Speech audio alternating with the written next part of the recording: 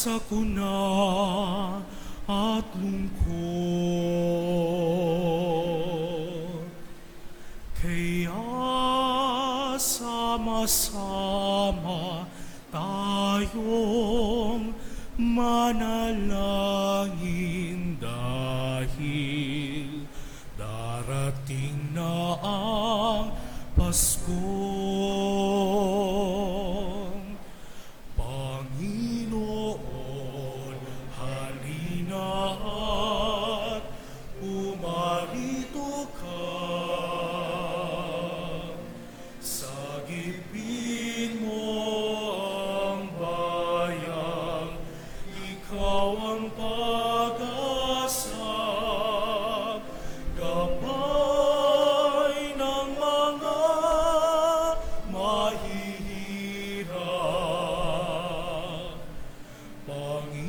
Panginoon, iligtas mo ang iyong bayan.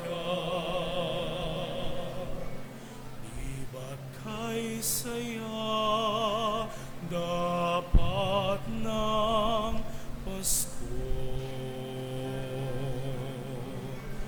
Kung bawat pamilya ay buo,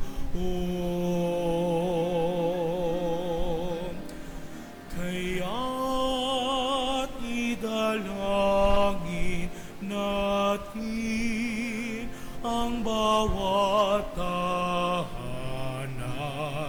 bago sumapit ang Pasko.